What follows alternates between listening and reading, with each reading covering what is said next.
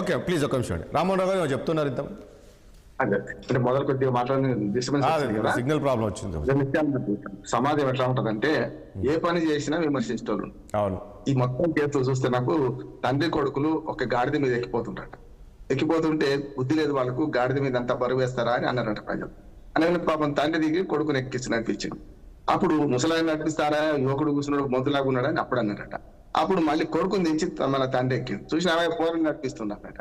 ఇది బాగా లేదని ఇద్దరు బాధ పడలేక ఇద్దరు కలిసి దిగి నడుస్తున్నట.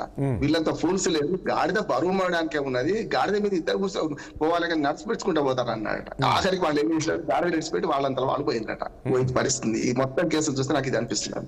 రెండు చేతులు కలిపి అప్పట్లో అవుతున్నాయి. సమస్య లేదు ఇక్కడ. మన కాళోజీ గారు గారు అన్నట్టు మొదటి వారం రోజులు ఏం గొడవ లేదు కదా. నిజంగా ఎప్పుడు నాలాంటి వాళ్ళు డిమాండ్ చేసినాం. అసలు ఏం సార్ నేరపూర్తి నిర్లక్ష్యం ఉంది ఇందులో, వద్దన్నాక ఎందుకు పోయింది అనేది అన్ని చేసినాం. అయితే ఆయన అరెస్ట్ కాకముందు వెళ్ళి వారం రోజులు పోయింది. 13వ తారీఖు అరెస్ట్ అయింది. మన సిరిసిల్ల చూస్తే 4th నైట్ జరిగింది ఇది. 13 దాకా ఆయన అరెస్ట్ కోసం పోయిన దాకా ఏం మాట్లాడలేదు. ఇంకా పైగా ఏమన్నారంటే కొందరు అయితే ఆయన ఎందుకు అరెస్ట్ చేస్తారు, సామాన్యులకు న్యాయం పెద్దవాళ్ళకు న్యాయం అని కూడా అన్న వాళ్ళు ఉన్నారు. నేను పార్టీలు చెప్పాను ఎందుకన్నారంటే లగచర్ల సంఘటన ముడిపెట్టి లగచర్లు అట్లా చేసిండ్రు, మరి గిరిజనులు అరెస్ట్ చేసిండ్రు, ఈయన ఎందుకు అరెస్ట్ చేయాలని డిమాండ్ కూడా చేసిండ్రు.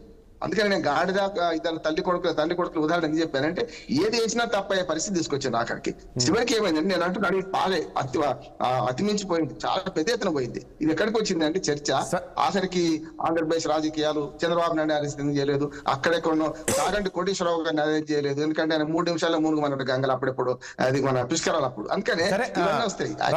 రామ్మోహన్ రావు గారు నేనేమంటున్నా, మనం మరో సబ్జెక్ట్ కూడా వెళ్లాల్సింది, సమయం ఉండదు. నేనేమంటున్నా సరే ఓకే, ఈ రోజు ఈ సమావేశం జరుగుతుంది, చూద్దాం ఏం జరగబోతుంది ఈ సమావేశం తర్వాత ఎలా ఉండదు. మరొక అంశము, ఈరోజు ఈ కార్ ఫార్ములా ఏదైతే ఉందో దీనికి సంబంధించి ఫార్ములా ఈ కార్ రేస్ సంబంధించి నిన్న నాకు తెలిసి దాదాపు 7 గంటల పాటు ఈ ఐఏఎస్ ఆఫీసర్ దానకిషోర్ను విచారించారు ఎవరు ఏసీబీ అధికారులు. ఆయన పూర్తి వివరాలు వెల్లడించారు. ఇదంతా కూడా కేటీఆర్ కనుసన్నలో జరిగింది. ఇంతకుముందు అన్నట్టు కర్త కర్మ క్రియ అన్ని కూడా కేటీఆర్ అనేది కనీసం చీఫ్ సెక్రటరీకి కూడా తెలిసేది కాదు. డైరెక్ట్గా ఈయన చెప్తే అక్కడ పనులు ఈ రకంగా చెప్పారు. ఇదన్నీ చూస్తే అంటే ఖచ్చితంగా కేటీఆర్ను అరెస్ట్ చేసే అవకాశం కనపడుతుందో నిన్న దానకిషోర్ ఇచ్చిన స్టేట్మెంట్ బట్టి, లేక ఇప్పటికీ మనం చాలా కేసుల్లో చాలా అంశాల్లో కొన్ని కమిషన్లు వేశారు, మనం చర్చించుకున్నాం, వీళ్ళు అరెస్ట్ అవుతారు, ఈ శాఖ మంత్రి అరెస్ట్ అవుతారు, ఆ శాఖ మంత్రి అరెస్ట్ అవుతారు అనుకున్నాము. కానీ ఏం జరిగిందనే మనకు తెలుసు. సో ఇది కూడా అలానే ఉండే అవకాశం కనపడుతుందా, లేక సీరియస్గానే ఫాలోఅప్ చేస్తుందంటారా ఏసీబీ? రాజకీయ నాయకుల మధ్య పోటీ కథలు ఆఖరికి ఆవురావుని కొట్లాడుకుంటే లేగల కాళ్ళు ఎరిగినట్టే. ఇది ఒక్కటే కాదు, ఆంధ్రప్రదేశ్ లో చూడండి, మొన్నటిదాకా ఉన్న సంజయ్, ఏది మన చంద్రబాబు నాయుడు గారిని అరెస్ట్ కారణమైన సంజయ్ ని వాళ్ళ నోటీసులు ఇస్తున్నారు, ఆయన మీద కేసు బనాయిస్తున్నారు. అదేదో ఒక పేపర్ కి అగ్రిమెంట్ ఇచ్చారని విజయ్ కుమార్ అని ఆయనను కూడా ఉంచుతున్నారు. ఇక్కడ కూడా అంతే, అరవింద్ కుమార్ మంచో చెడ్డో ప్రభుత్వం చెప్పినట్టు విన్నాడు, చేసిండు. ఇప్పుడు అరవింద్ కుమార్ మీద ఇప్పుడు ఈయన ఛార్జ్ షీట్ కోసం తయారు చేస్తున్న మన రంగం సిద్ధం చేస్తున్నారు కదా, రేపు దానకిషోర్ కూడా చేరుకోవడం ఏమున్నది, రేపు ఇంకో ప్రభుత్వం వస్తుంది, అప్పుడు ఈయన మీద కక్ష తెచ్చుకుంటారా? అంటే ఏమైతుందంటే ప్రభుత్వ శాఖలు నిబంధనలకు కట్టుబడి ఉండాలి, ఉండడం లేదు.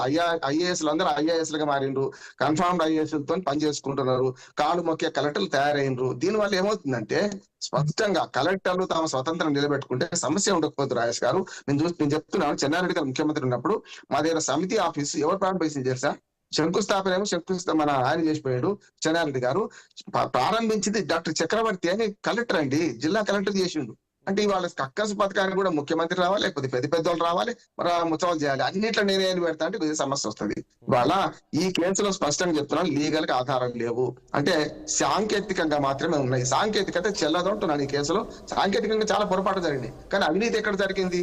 కనుక రేపు పొద్దున అరవింద్ కుమార్ నిరికిద్దామని దానకిషోర్ గారికి అన్ని సాక్ష్యాలు సమీకరించి, అది లీగల్ కంటే మనకేంది, మనకు టెక్నికల్ గా ఉన్న సాక్ష్యాలు చూపెడుతున్నారు. దీంతో ఏసీబీ కంటే మనకు ఈడీ కరెక్ట్, ఈడీ రావడం మన కరెక్ట్. అంటే అక్కడ ఈడీ వచ్చింది కదా, ఇప్పుడు అదే 1, 2, 3 పెట్టిండ్రు. 1, 2, 3 పెడితే ఈడీలో ఎక్కడ సమస్య వస్తుంది? ఎక్కడైనా డబ్బులు మారినాయా, చేతులు మారినాయి, హవాలా మనీ ఉందా? ఇప్పుడు ఈడీ ఎప్పుడు వచ్చింది? రావాల్సి ఉంటే మొదలే రావాల్సి ఉండే, ఏది నిజంగానే అక్రమాలు పాల్పోయిందంటే మొదలు రావాల్సి ఉండే. ఈ ఏసీబీ కేసు అయిన తర్వాత మేము కూడా ఎక్కడ వెనక్కి పడిపోతామో అని చెప్పి ఇప్పుడు ఈడీ ముందుకు వచ్చింది. నిజంగా చెప్పాలంటే పార్టీల పంచాయతీ ఏమైందంటే మొత్తం అసలైన మన ప్రజల సమస్యలు ముందుకు వస్తలేమంటున్నాడు. ఇవాళ మిర్చి అట్లాగే ఉన్నది, తెల్ల బంగారం తెల్లబోయింది, మన రైతు భరోసా వస్తలేదు, ఈ సమస్యలు చర్చకు వస్తలేవు. రాజేష్ గారు మేడిగడ్డ కుంగు పార్టీ మొదలు పెడితే ఇవాళ దాకా ప్రతి నెలకు సమస్య ముందరకు వస్తుంది. అది ఏదైనా కావచ్చు, కావచ్చు, ఇవాళ కన్వెన్షన్ కూర్చోబెట్ట కావచ్చు, ఇవాళ కావచ్చు. ఒక్క మాట చెప్పి ముగిస్తాను రాజేష్ గారు. ఇవాళ ఇప్పుడు ఈ జరుగుతున్నదంతా డ్రామా రాజకీయం నడుస్తున్నది. ఈ అందరూ రెండు చేతులు కలిసి చెప్పట్లయితున్నాయి. ఇప్పుడైనా సరే 1 year అయిపోయింది, పరిపాలన మీద దృష్టి పెట్టి ప్రయత్నం చేయండి. ఇంకొక మాట మన ప్రకాష్ రెడ్డి గారు మంచి మాట చెప్పారు. ఆ ఒక్క సినిమా ఇండస్ట్రీ లేవు, ఇతర ఉన్నాయి కదా. ఇప్పుడు ఇవాళ నిర్మాణ రంగం అంత పెద్దది ఇంకోటి ఏం లేదు మనకు భారతదేశంలో కానీ మన రాష్ట్రంలో కానీ. హైదరాబాద్ లో నిర్మాణ రంగ కార్మికులు బాధపడుతున్నారు. మరి రియల్ ఎస్టేట్ వాళ్ళు మొన్నటి హైడ్రా మూసితాంతో బాగా పునారిల్లిపోయినారు. వాళ్ళు కూడా పిలిచి మాట్లాడదాం, ఎందుకు మాట్లాడద్దు? వాళ్ళు కూడా చొరవ తీసుకోవాలి. అంటే ఇటుపక్క ముఖ్యమంత్రి కాదు, అటుపక్క చొరవ తీసుకోవాలి. ఇవాళ జరిగే మీటింగ్ నేను ఏమనుకుంటున్నానంటే అందరు సెటిల్డ్ మీటింగే. మీ తెరువు మేము రావు, మా తెరువు మీరు రావద్దు అని అనుకుంటారు, అయిపోతుంది. రేపటి నుంచి మన సినిమాలు అన్నిటికంటే దిల్ రాజు సినిమా ఒకటి ఉన్నది ముందట. అట్లాగే ఈ పెద్ద సినిమా స్టార్స్ ఉన్నాయి, టికెట్లు పెంచుకోవాలి. ముఖ్యమంత్రితో సరికుంటారు. ప్రభుత్వము పారిశ్రామిక రంగం కానీ మిగతా రంగాలతో కలిసి ఉండాల్సిన అవసరం ఉన్నది. దోహదపడాలి.